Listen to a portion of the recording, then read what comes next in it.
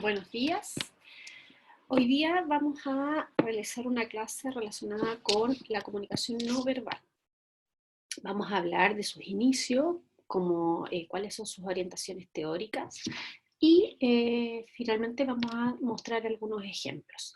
Esta clase yo la tengo previamente grabada para que ustedes la puedan visualizar desde un PPT y lo bajen directamente a su computador, o bien la puedan ver a través de esta plataforma. Voy a compartir pantalla.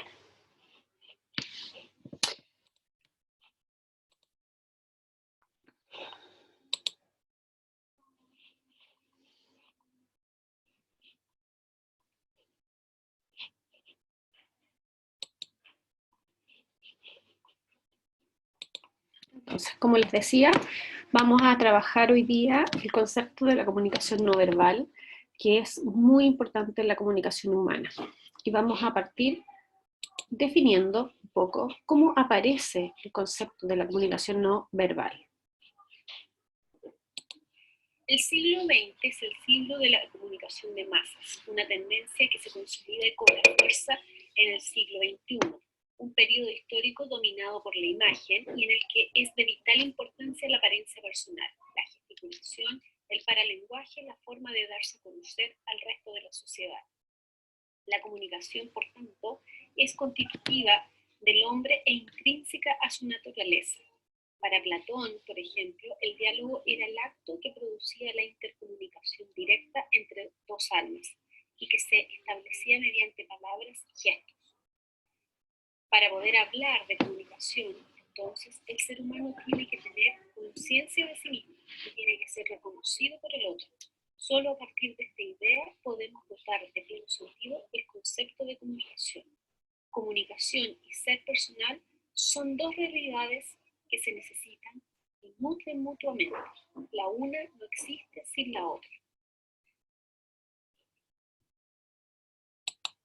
El siglo XX es el siglo...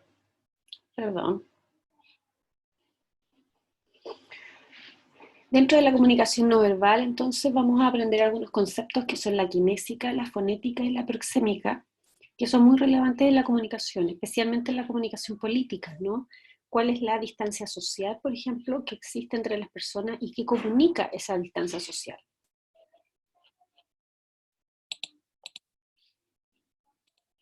Tal como veremos más adelante, la kinesia y la proxémica se reservan un espacio principal en la comunicación y particularmente en la comunicación política. Los gestos, las posiciones, las miradas, el aspecto exterior, el acercamiento a las personas, los apretones de mano, los abrazos, también aportan información. Si es más intenso, más suave, al igual que la fonética, la entonación, ¿cierto?, de lo que se dice, puede teñir un mensaje lingüístico. El tono que se da a las palabras, dando un significado particular y modificando su sentido meramente lingüístico. O las variaciones que se introducen en el habla y que fácilmente son interpretadas por el oyente como signos de duda, de miedo o seducción. Por ejemplo, las risas, los suspiros, las pausas, los lapsos. El aspecto físico también y la apariencia y el entorno son disciplinas que se conjugan siendo necesarias para explicar el discurso que se emite hacia una persona o que emite una persona.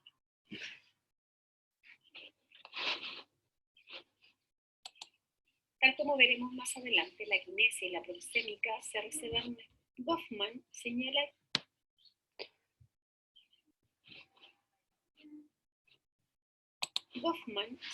que el hombre se presenta y presenta su actividad ante los otros, sobre todo en las situaciones cotidianas, contexto en el que controla la impresión que los otros se forman de él. De hecho, el hombre tiene que presentarse y expresarse para poder ser, para poder existir. Que no se expresa está muerto, motivo por el cual cierta expresión acompaña al hombre durante toda su vida. Por eso decimos que el ser humano es un animal simbólico. Entonces, aunque el hombre se expresa de forma ininterrumpida, hay veces que lo hace de forma consciente y otras no. Pero lo que sí parece cierto es que la calidad autoexpresiva condicionará la calidad comunicativa de la persona. poder expresarse, las personas utilizan gestos, palabras, silencios, miradas, etc. Todos los elementos que conforman tanto el lenguaje verbal como el no verbal. Goffman señala que el hombre...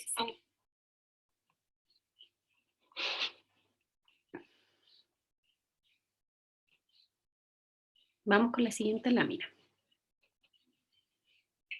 Por lo tanto, la capacidad expresiva y simbólica del hombre es imprescindible para el ser humano. Sin ella, no puede hablarse de comunicación. Es un proceso, ¿cierto?, para el que es condición indiscutible la existencia de una interacción. En este sentido, y siguiendo Goffman, la interacción se define como la influencia recíproca de un individuo sobre las acciones de otro cuando se encuentran ambos en presencia física inmediata. Dentro de esta interacción, el individuo desempeña roles a través de los que los hombres se conocen mutuamente y a sí mismos. De esta forma, el proceso comunicativo se desarrolla a diferentes niveles de interacción que reflejan la riqueza y la complejidad humana, como decíamos en la clase anterior. Dentro de esta comunicación se encuentra, por ejemplo, la percepción del propio individuo y del otro, sus expectativas, su estado anímico y afectivo, su visión del mundo, sus valores, sus ideas y las creencias, así como otros factores.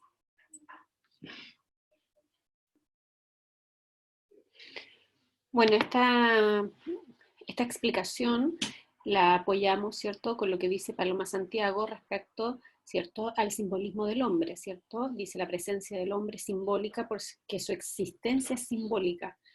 Esto obviamente hace que la comunicación también sea simbólica, significativa y dialógica, es decir, siempre la comunicación va a necesitar de un otro, ¿ya? Si no hay un otro, obviamente no hay comunicación.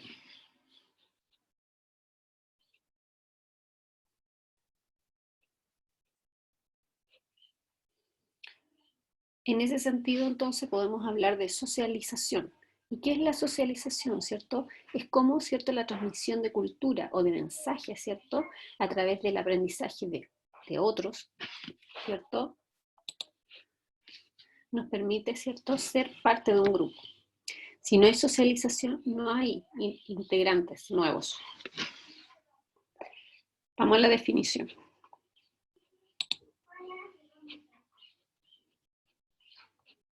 Destacar que es muy importante las interacciones comunicativas durante el proceso de socialización. Si no se produce esta interacción comunicativa, es imposible transmitir el uso compartido de significados. ¿Ya? Por ejemplo, la explicación sobre el mundo, sus normas y valores a través de los que el hombre se convierte en un ser social.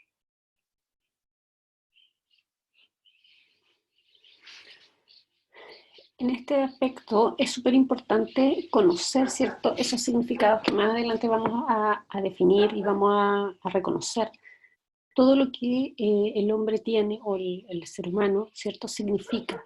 Nosotros vamos dejando una estela de significado, vamos entregando muchos significados con todos los elementos que poseemos, ¿cierto?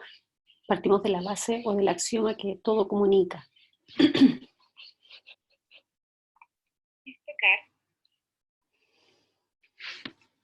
Esto nos hace indagar, ¿cierto?, en el concepto de interaccionismo simbólico de Mead, ¿ya?, que es una corriente de pensamiento y que plantea, ¿cierto?, que el hombre vive en un medio físico y que ese medio físico es simbólico, está lleno de símbolos, está lleno de significados.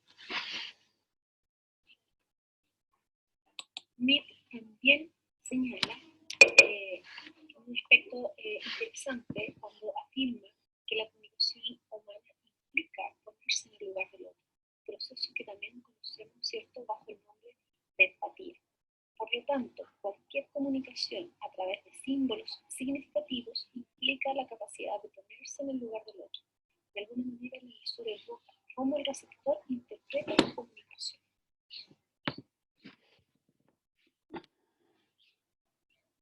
Mead también señala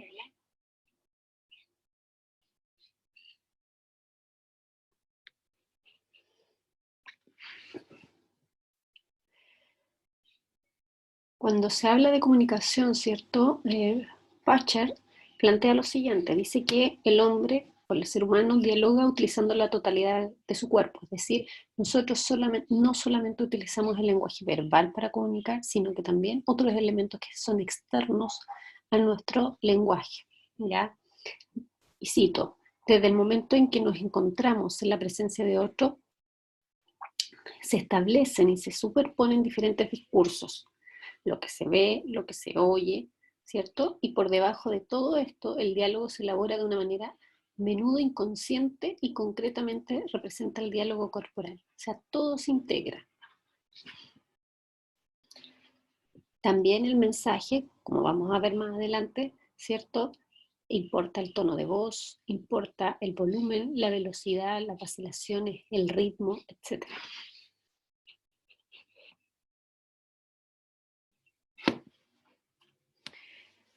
Entonces, conozcamos algunos antecedentes, ¿cierto?, de la comunicación no verbal y cuál ha sido la intencionalidad de esta. Son varios los investigadores del campo de la comunicación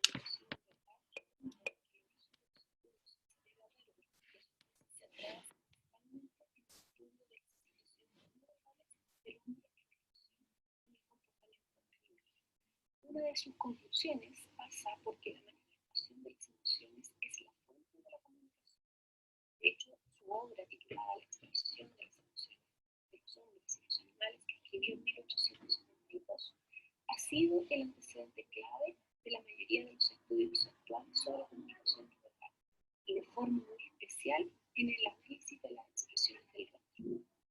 Sin embargo, la comunidad científica comenzó a prestar atención a los aspectos no verbales de la comunicación hace 50 años, gracias al cine y a la televisión, que convirtieron el lenguaje no verbal en ciencia. Así, uno de los primeros campos que prestó atención al lenguaje gestual fue el cine, y posteriormente este interés por la comunicación no verbal se trasladó a la publicidad, a los negocios y a la política. Bueno, ahí nos podemos hacer la pregunta si todo el comportamiento no verbal es comunicación.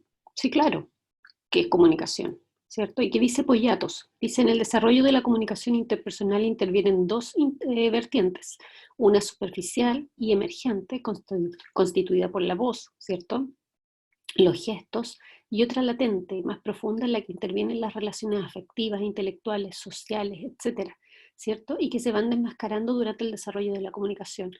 A eso me refería adelante con el tema de la proxémica, ¿no? Una cosa es dialogar y otra cosa, por ejemplo, también si yo veo a una persona más cercana, en una distancia social más íntima, obviamente voy a entender que esas dos personas tienen una relación más cercana. Es decir, todo comunica.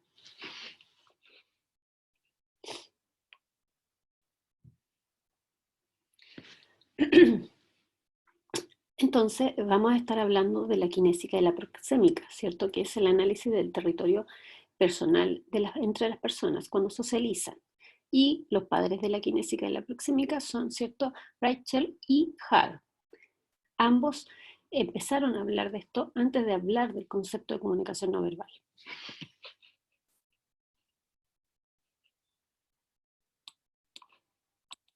Estos autores fueron los responsables de una de las primeras clasificaciones del comportamiento no verbal.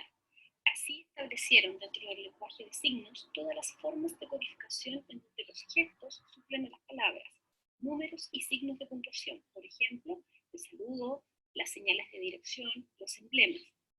Pero también el lenguaje de acción o movimientos agrupa aquellos mensajes que se emplean como señales: abrazar, acariciar, comer.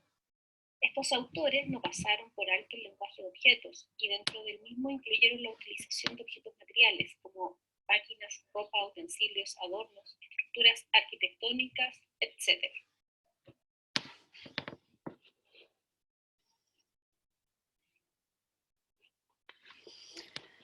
Bueno, Hall habla de las distancias sociales. Por ejemplo, como aparece ahí en el dibujo, ¿cierto?, la lámina, podemos hablar de 4 tipos de distancia social. Una, la íntima, la personal, la social y la pública, que aparecen, ¿cierto?, en distintos ámbitos.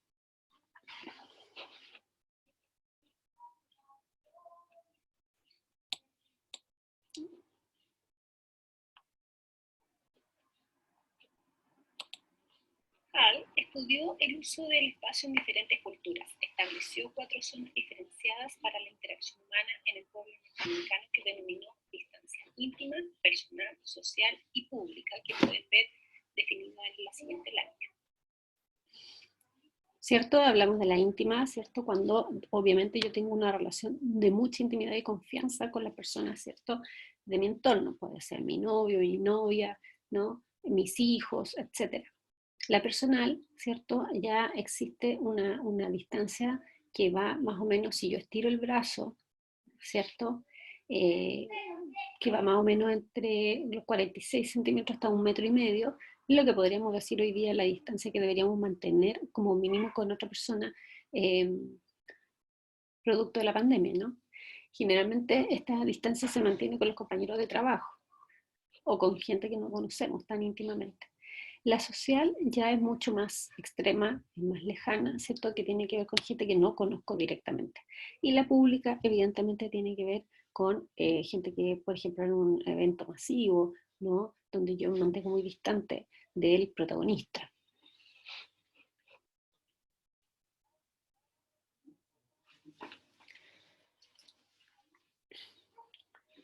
Entonces vamos a conocer algunos conceptos, ¿cierto?, de la comunicación no verbal. Estos son algunos de los conceptos, ¿cierto?, de lo que es la comunicación no verbal. ¿Ya? Sin embargo, la comunicación no verbal no hay que tomarla como una unidad aislada, porque es parte inseparable del proceso de comunicación y juega un papel vital en el sistema total de la comunicación, por la enorme cantidad de datos, ¿cierto?, que nos proporciona al ser utilizada constantemente en situaciones de vida cotidiana. Entonces vamos a entender, ¿cierto?, la comunicación no verbal como algo que, si bien es distinta a la comunicación verbal, pero depende, ¿cierto?, también de esta. Es decir, están interrelacionadas.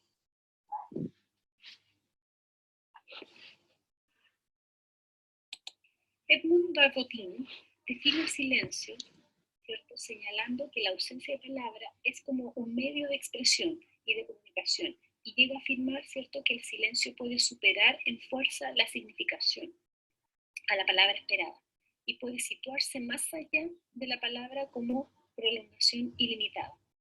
Otros autores señalan que la comunicación no verbal tiene valor en sí misma, ya porque contribuyen al desarrollo personal y permite sacar mayor partido al potencial humano, ¿ya?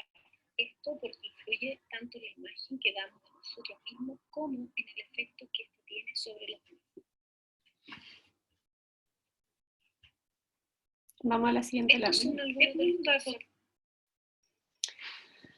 Acá, según Serrano, ¿cierto?, hay ciertas características que definen a la comunicación no verbal. Como les decía anteriormente, el lenguaje no verbal y verbal son interdependientes, ¿ya? Otro elemento o otra característica relevante que plantea Serrano dice que la comunicación, ¿cierto?, global se inclina hacia aquellos elementos en los que no interviene la palabra, ya que la mayoría de las veces los mensajes no verbales poseen incluso mayor significado que el lenguaje verbal. ¿Okay? Por lo tanto, la comunicación no verbal es tan relevante como el lenguaje, ¿no? El lenguaje verbal, incluso mucho más.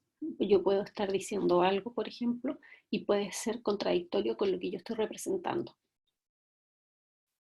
No existe la posibilidad de no comunicar, ¿ya? El lenguaje verbal, el lenguaje no verbal te impone, ¿cierto?, una comunicación.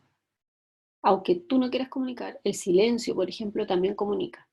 Cómo vistes, cómo te mueves, cómo miras, etc. Todo eso comunica. Es imposible entonces no comunicar.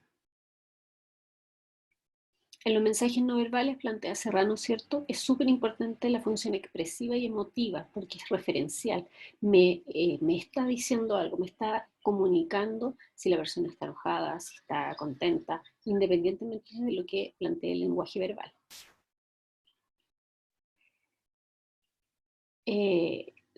La mayoría de los mensajes no verbales son emocionales, ¿ok?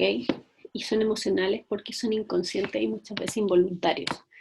Por ejemplo, a veces yo puedo estar muy enojada o muy feliz y no quiero revelarlo, pero hay elementos en mi lenguaje corporal que sí lo revelan. Y finalmente, en los sistemas de comunicación o donde existe comunicación, ¿cierto? El lenguaje no verbal o la comunicación no verbal está en todas las culturas, ¿cierto? Y no es exclusivo de un grupo social, está en todos lados.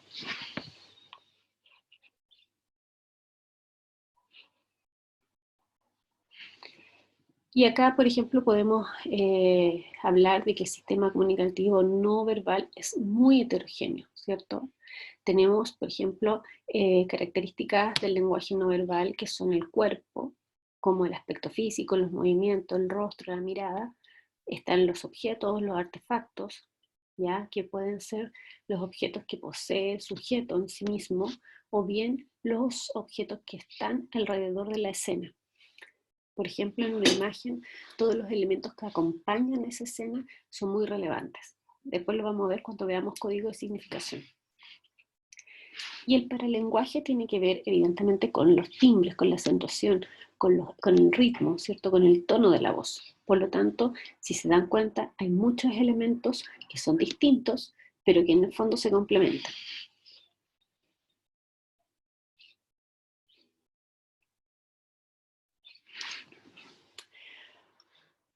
Un estudio de este señor Albert Mehrabian, ¿cierto? En 1967 detectó, ¿cierto?, que el 55% de un mensaje está incorporado en el lenguaje corporal, que solo el 7% del mensaje son palabras, el 38% es paralenguaje, ¿cierto? Y que el 55% corresponde al lenguaje corporal, para que vean la importancia del lenguaje no verbal.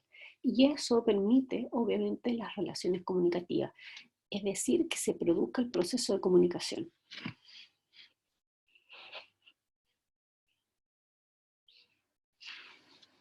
Entonces, ¿cuáles son las fuentes de mensajes no verbales? Tenemos los movimientos corporales, ¿cierto? Que a eso nos referimos con la kinésica, ¿no? Los gestos, el contacto visual, el volumen de la voz, ¿no? La velocidad, la expresión facial, el contacto físico, es decir, si hay o no hay contacto físico, el uso de la voz, ¿ya? Como hablábamos delante, tono, ritmo, entonación, pausa, etc. El uso del espacio, ¿cierto? ¿Cómo es el espacio que está alrededor, ¿cierto?, del personaje? El espacio personal, el espacio físico, ¿no? El entorno. Si hay ahí uso de artefactos, objetos, ¿cierto?, que hablen sobre, obviamente, la relación del personaje con su entorno, ¿ya? Y obviamente las señales de presentación propias de la persona, que tienen que ver con la vestimenta, la apariencia física, etc.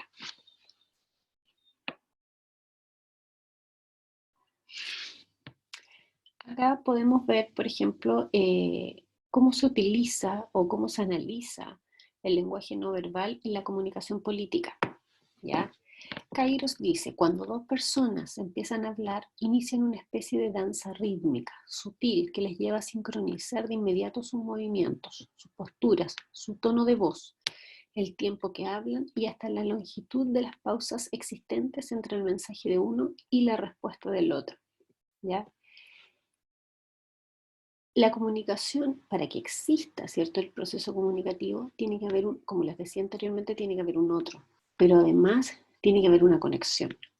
Y esa conexión se revela a través del lenguaje corporal, a través del lenguaje no verbal, ¿ya?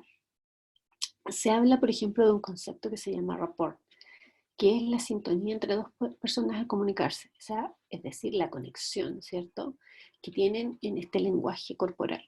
Y aquí vemos una fotografía de cuando Hillary Clinton era candidata a la presidencia de Estados Unidos, ¿cierto? Y Obama la apoya, ¿no? Y no es solamente, ahí podemos ver que no es solamente una relación política la que hay, sino que también hay una relación más real, más íntima. Él la apoya, pero además se nota que hay una conexión de pensamiento, de idea, ideología, etc.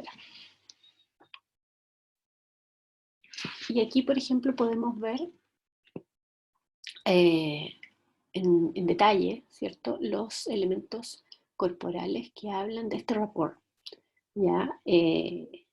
Porque una cosa es comunicar y decir, sí, yo estoy apoyando a esta persona, y otra cosa es, en realidad, demostrarlo, ¿ya?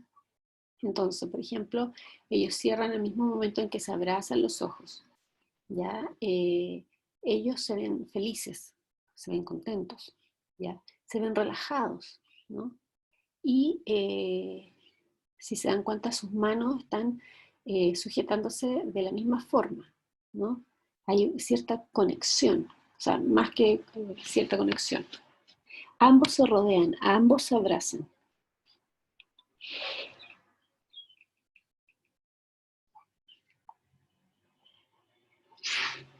Y obviamente la simetría que se ven acá en estas líneas rojas que ustedes pueden ver, se ve, ¿cierto?, que hay una conexión nuevamente, ¿ya? Da lo mismo en este caso la altura, porque lo que importa acá es la complementación que hay entre ambos.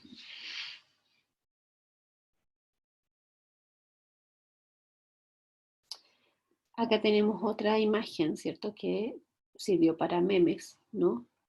Por mucho tiempo, cuando Obama, ¿cierto?, compartía con otra jefa de Estado, estaba muy sonriente, y vemos aquí a su esposa, ¿cierto? Eh, no muy a gusto. Entonces refleja, obviamente, su estado y su distancia social, ¿no?, entre ambos. Vamos a ver este video como ejemplo, ¿cierto?, de...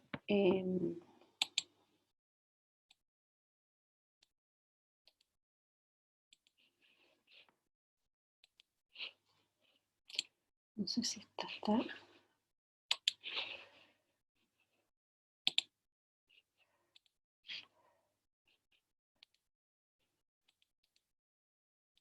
Puedo pegar.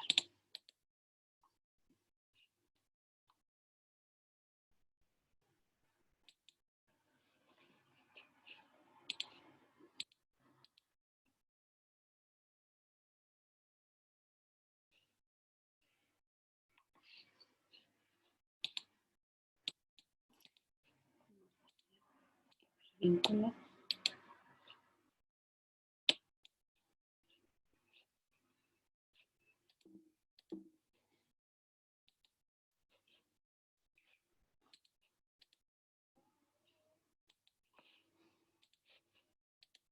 Y sí.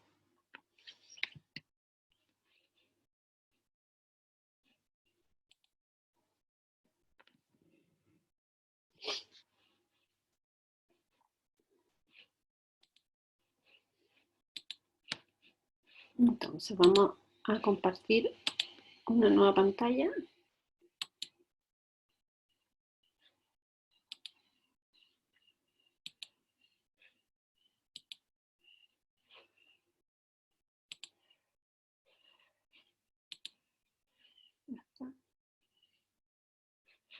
Compartir.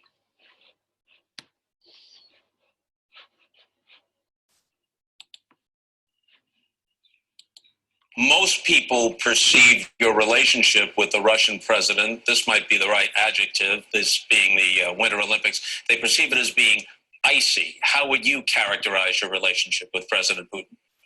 Oh, I wouldn't call it icy. The truth of the matter is that when we're in meetings, there's a lot of exchanges. There's a surprising amount of humor and a lot of give and take. And he's always treated me with the utmost respect, and I think he recognizes the importance to Russia of working with the United States on areas of mutual concern. He does have a public style where he likes to sit back and look a little bored during the course of joint interviews, and I think that's where some of these perceptions come up. My sense is that's part of his shtick back home politically is wanting to look like the tough guy. And, you know, U.S. politicians have a different style. And we tend to smile once in a while. So We appreciate the time. Ok. Entonces, vamos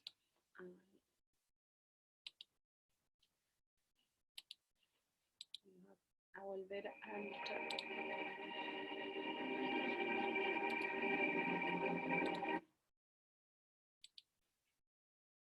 Vamos a volver a nuestra pantalla, ¿cierto?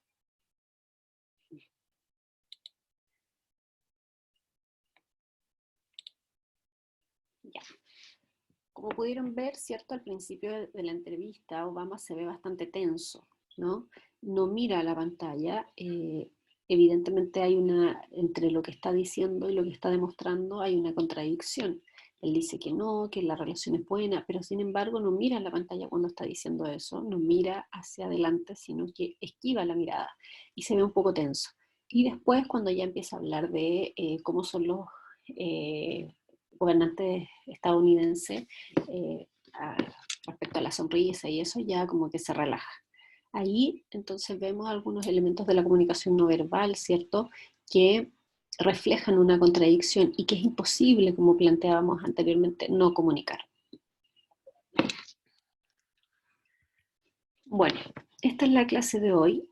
Yo les voy a dejar un ejercicio en el aula virtual para que puedan desarrollar, ¿cierto?, y aplicar, ¿no?, sobre la comunicación no verbal. Espero que si tienen alguna duda o algún problema con la visualización de este video, ¿cierto?, me lo hagan saber. Muchas gracias.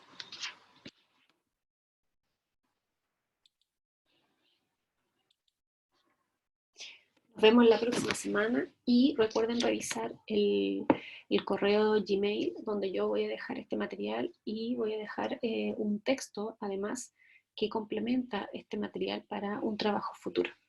Gracias.